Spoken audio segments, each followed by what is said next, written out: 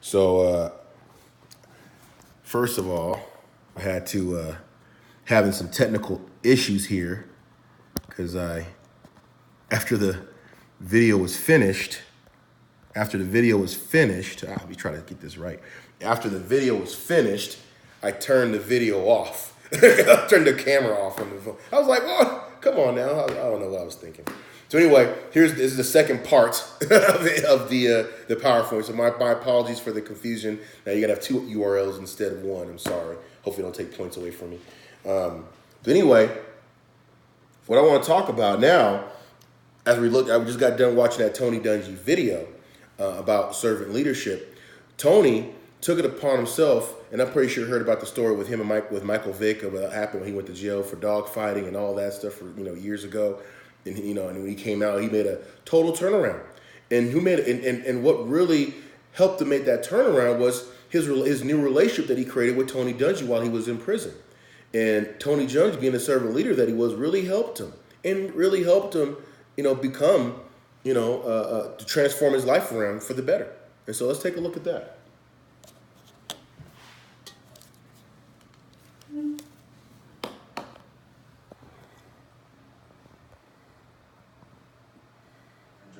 The counsel, you've counseled many, and many are not always publicized, but in the case of one young man who's sitting next to you today, it was unavoidable there was going to be publicity about it. I'd like to bring Michael Vick up at this moment. We need another microphone as well.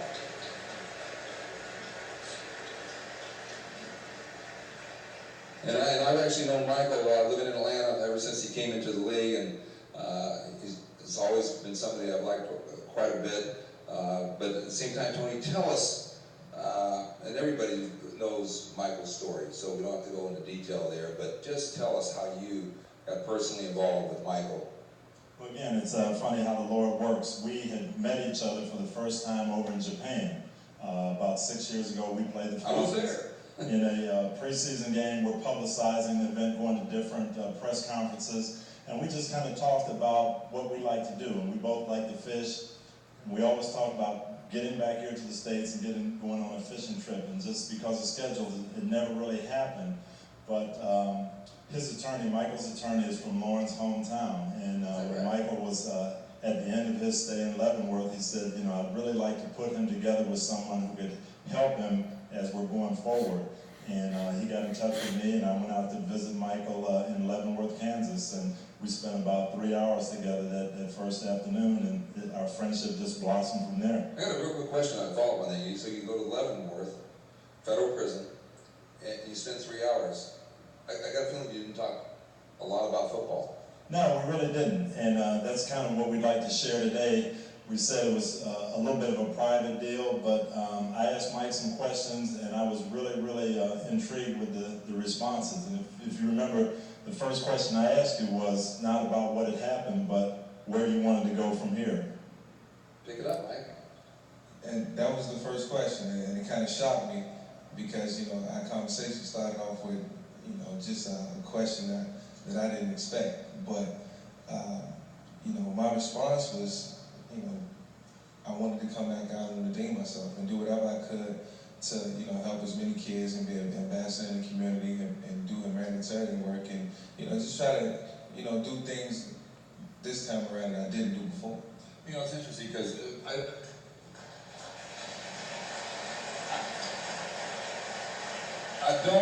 I'm sure many of you have young people out there, and Michael's old enough or young enough to be my son.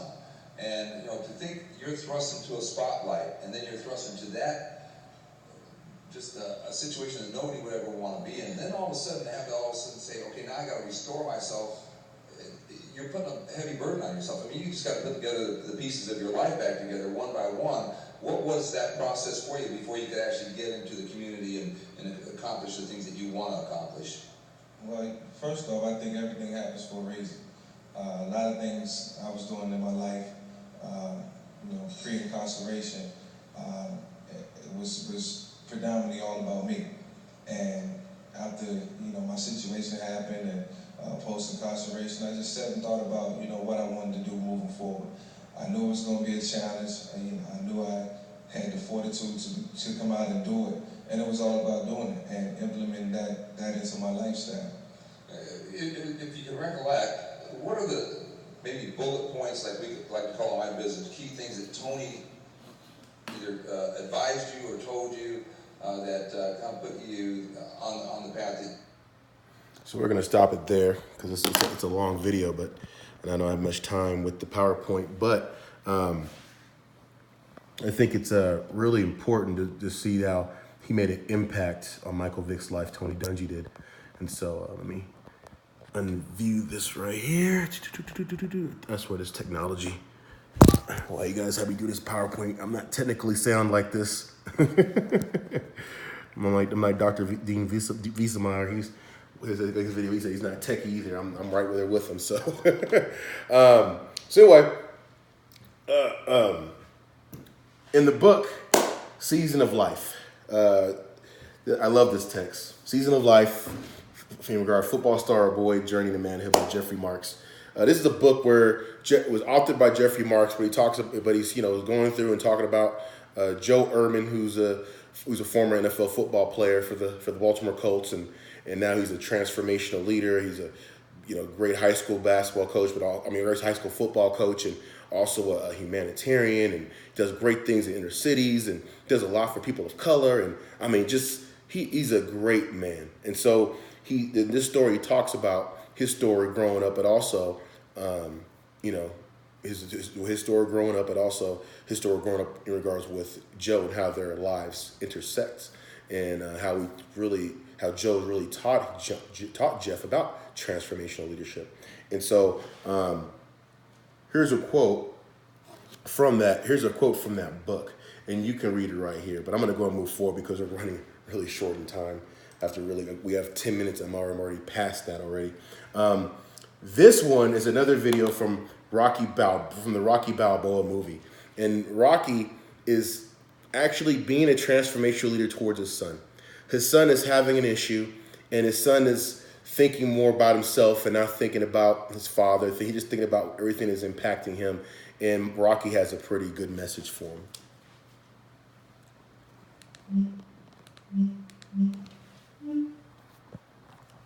That's half the fun of the new house. Seeing what people left behind in here. Well, saving on homeowners insurance will Not the commercials. You guys are kidding me. Well, enjoy your house. Nope. Geico. Sorry for the Geico commercial.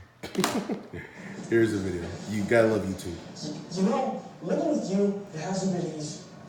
People see me, but they think of you. Now with all this going on, this is going to be worse than ever. It don't have to be. No, sure it does. Why? You got a lot going on, kid. Oh, my last name? That's the reason I got a decent job. That's the reason why people deal with me in the first place. Now I start to get a little ahead. I start to get a little something for myself. And this happens. Now I'm asking you as a favor not to go through with this, okay? This is only going to end up bad for you, and it's going to end up bad for me. You think I'm hurting you? Yeah, in a way you are. It's the last thing I ever wanted to do. I know that's not what you want to do, but that's just the way that it is. Don't you care what people think? Doesn't it bother you that people are making you out to be a joke and that I'm going to be included in that? Do you think that's right? Do you?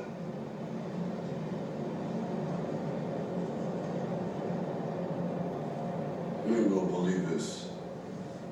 But you used to fit right here. I'd hold you up to say to your mother, this kid's gonna be the best kid in the world. This kid's gonna be somebody better than anybody ever knew. And you grew up good and wonderful. It was great just watching you every day. It was like a privilege. Did the time come for you to be your own man and take on the world? And you did. But somewhere along the line, you changed.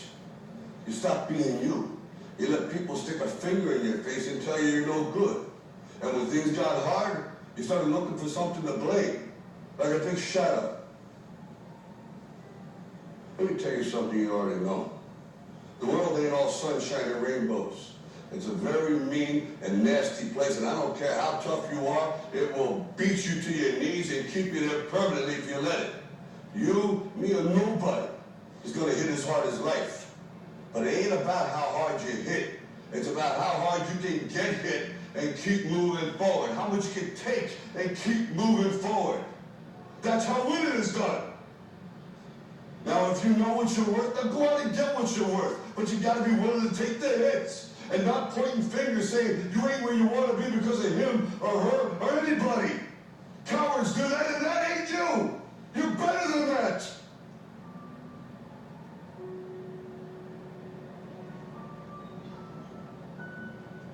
I'm always going to love you no matter what. No matter what happens. You're my son, you're my blood. You're the best thing in my life. But until you start believing yourself, you're going to have a life.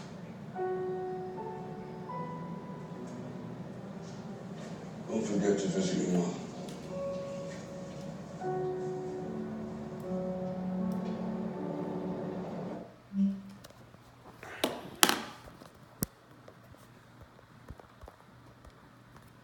Oops, sorry.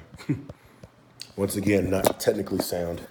Oh my goodness. Okay.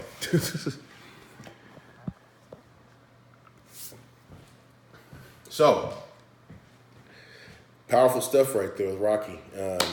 It came to me, I came to this Bible passage, Matthew 20, 26 to 28, about servant leadership. It says, "Whosoever wants to become great among you must be your servant, and whoever wants to be the first must be your slave, just as the Son of Man did not come to be served, but to serve and to give his life as ransom for many."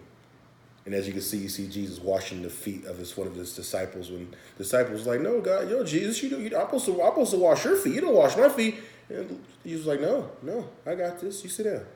Let me serve you." And so, very powerful, very powerful. According to legendary coach Bruce Brown, once